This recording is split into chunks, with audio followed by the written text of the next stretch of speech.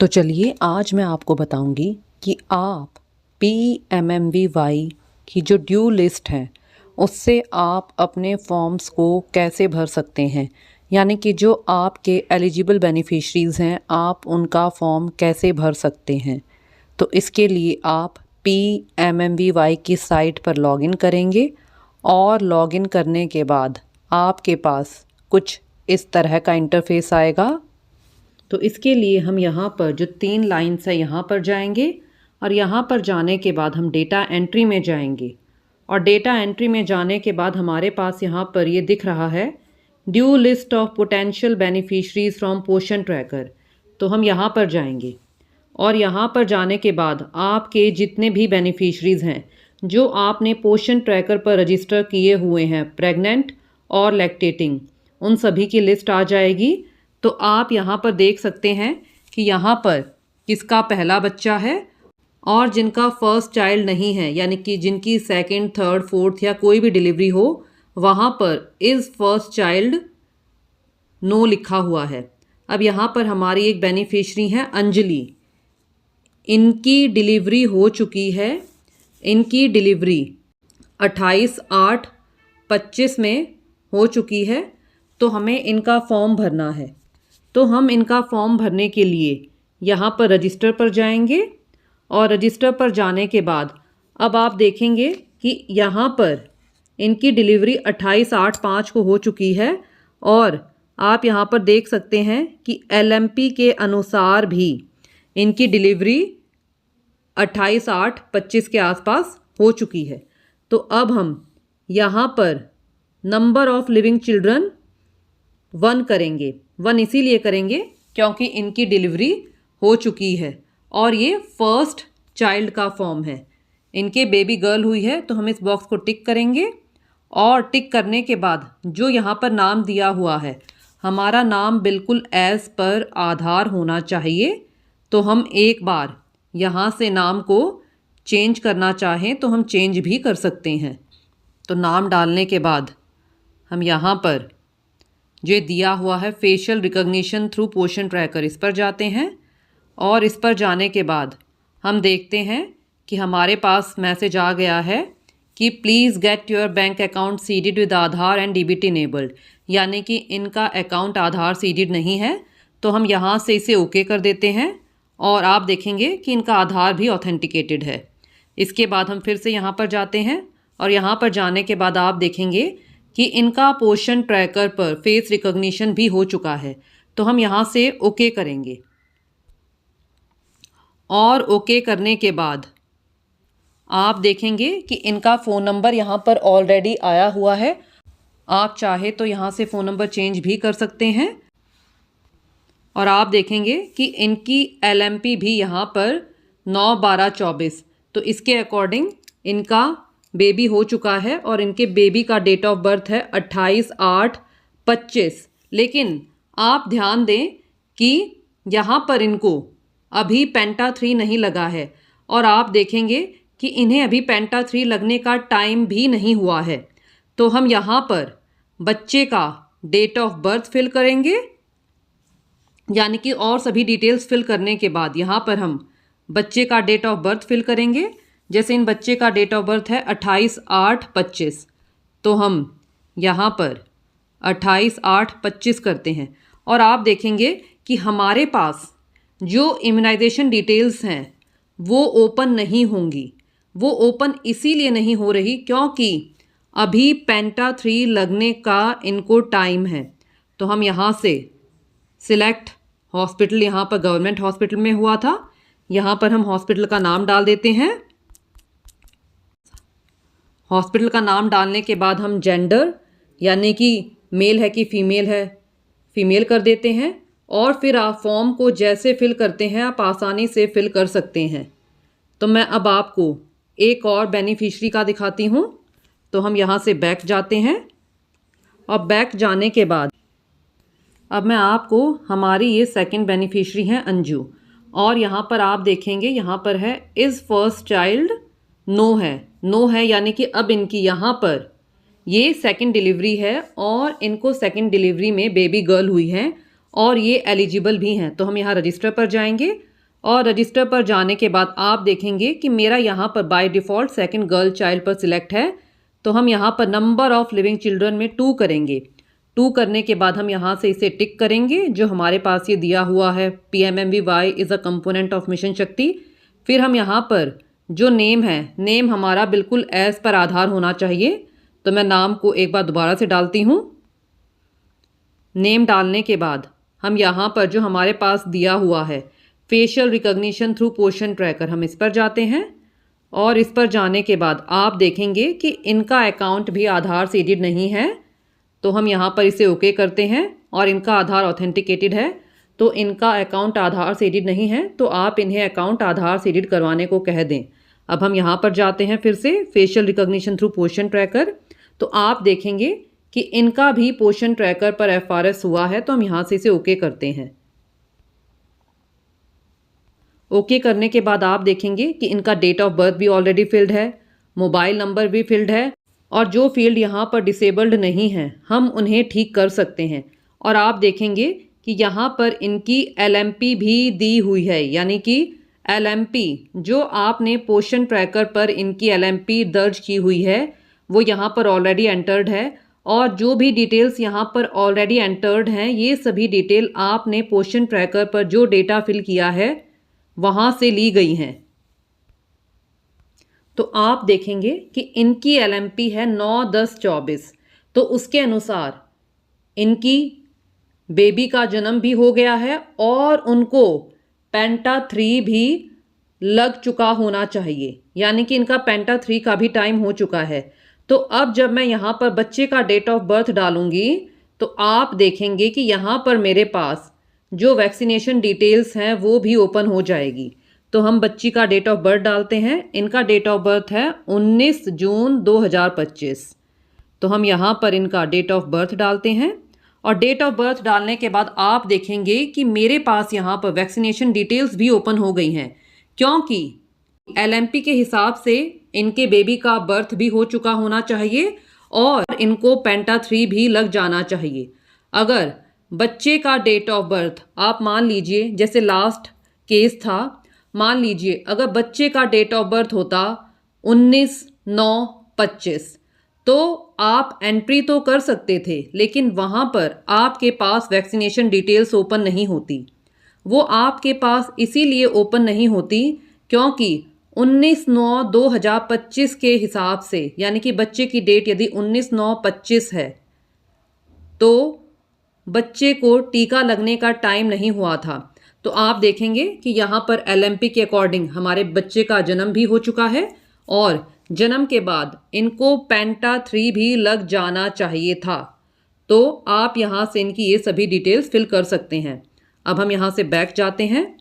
Back जाने के बाद अब मैं आपको बताऊंगी कि हमारी यदि कोई प्रेग्नेंट महिला है और उनकी फ़र्स्ट डिलीवरी है तो हम उनका फॉर्म कैसे भर सकते हैं, क्योंकि हम जो प्रेग्नेंट महिला है और यदि उनका फ़र्स्ट बेबी है तो ही फॉर्म भर सकते हैं। यदि किसी की सेकंड डिलीवरी होती है और वो प्रेग्नेंट है तो हम उनका फॉर्म नहीं भर सकते, क्योंकि प्रेगनेंसी के टाइम पर हमें नहीं पता कि उनके बेबी गर्ल होगा या बेबी बॉय। तो जब हमने सेकंड गर्ल चाइल्ड का फॉर्म भरना है तो वो हम डिलीवरी के बाद ही भर सकते हैं। तो चलिए, तो इसके लिए हम यहाँ पर डेटा एंट्री पर जाएंगे। डेटा एंट्री पर जाने के बाद हम यहाँ पर due list of potential beneficiaries from पोषण ट्रैकर पर जाएंगे और यहाँ पर जाने के बाद हमारी यहाँ पर एक लाभार्थी हैं स्वीटी। तो यहाँ पर ये स्वीटी हैं और इनका फर्स्ट चाइल्ड है और इनकी डिलीवरी अभी नहीं हुई है। तो हम यहाँ पर रजिस्टर पर जाते हैं और रजिस्टर पर जाने के बाद आप देखेंगे कि यहाँ पर हमने नंबर ऑफ लिविंग चिल्ड्रन में 0 करना है। हमें 0 इसीलिए करना है क्योंकि अभी इनकी डिलीवरी नहीं हुई है। और यहाँ पर जो ये है PMMVY is a component of mission शक्ति, इसे हमने टिक करना है। और टिक करने के बाद आप देखेंगे कि यहाँ पर लाभार्थी का आधार नंबर, नाम और आधार नंबर ऑलरेडी फिल्ड है। तो आप यहाँ से इसे चेंज भी कर सकते हैं। चेंज यानी कि इसे आप बिल्कुल एज पर आधार भी डाल सकते हैं और आप आधार को यहाँ से यदि आपको कुछ चेंज करना है, गलत लगता है तो आप बदल भी सकते हैं, क्योंकि ये डिसेबल्ड नहीं है। यदि ये डिसेबल्ड होता तो हम इसे बदल नहीं सकते थे। तो जहाँ पर जाने के बाद हम यहाँ पर facial recognition through position tracker पर जाएंगे और यहाँ पर जाने के बाद हम देखते हैं कि हमारे पास मैसेज आता है आधार इज़ ऑथेंटिकेटेड। और अब आप देखेंगे कि हमारा ये भी डिसेबल्ड हो गया है। और अब हम यहाँ पर चेक करते हैं कि इनका पोजीशन ट्रैकर पर फेस रिकॉग्निशन हुआ है कि नहीं। तो आप देखेंगे कि यहाँ पर इनका फेस रिकॉग्निशन हो चुका है और आप देखेंगे कि यहाँ पर जो बच्चे का डेट ऑफ बर्थ वाला है हम यहाँ पर इसे नो ही करेंगे। नो इसीलिए करेंगे क्योंकि अभी इनकी डिलीवरी नहीं हुई है। आप यहाँ पर ध्यान दें, यहाँ पर अपने आप ही has the child born no पर है। वो नो पर इसीलिए है क्योंकि हमने ऊपर नंबर ऑफ लिविंग चिल्ड्रन 0 किया हुआ है। और आप यहाँ पर LMP के हिसाब से भी देख सकते हैं कि यहाँ पर ये LMP भी ऑलरेडी फिल्ड है और आप यहाँ पर इनकी LMP के हिसाब से देख सकते हैं कि अभी इनकी डिलीवरी का टाइम नहीं हुआ है। तो आपको यहाँ पर जो सबसे ज़रूरी बात ध्यान देनी है, आप इन प्रेग्नेंट का फॉर्म भर रहे हैं, इनको अभी 8th मंथ चल रहा है और इनकी डिलीवरी नहीं हुई है, तो आप यहाँ पर नंबर ऑफ लिविंग चिल्ड्रन में 0 करेंगे और 0 करने के बाद आप जैसे फॉर्म फिल करते हैं आप वैसे ही करेंगे। और आप इस बात का भी ध्यान दें कि इनकी एक ANC 180 दिन के अंदर हो जानी चाहिए। और आप देखेंगे कि यदि आप इनका फ़ोन नंबर चेंज करना चाहते हैं तो आप फ़ोन नंबर भी चेंज कर सकते हैं क्योंकि ये डिसेबल्ड नहीं है। और ऊपर हमने नंबर ऑफ लिविंग चिल्ड्रन 0 किया है तो यहाँ पर has the child born no ही आएगा क्योंकि अभी बच्चे का जन्म नहीं हुआ है। तो आप जब किसी प्रेग्नेंट महिला का फॉर्म भरते हैं तो आपको इस बात का ध्यान रखना है और आप ध्यान देंगे कि आप प्रेग्नेंट महिला का भी उसी महिला का फॉर्म भर सकते हैं जिनकी फ़र्स्ट डिलीवरी हो, क्योंकि PMMVY में फ़र्स्ट डिलीवरी में हम मेल या फीमेल कुछ भी हो तो उनके लिए एलिजिबल रहती हैं। लेकिन सेकंड डिलीवरी में हम फॉर्म यदि लड़की होती है तभी भर सकते हैं, यानी कि सेकंड डिलीवरी का फॉर्म हम केवल डिलीवरी के बाद ही भरेंगे। उनका फॉर्म जब महिला प्रेग्नेंट है हम तब नहीं भर सकते। वो इसीलिए नहीं भर सकते क्योंकि हमें नहीं पता कि महिला की डिलीवरी में मेल होगा या फीमेल।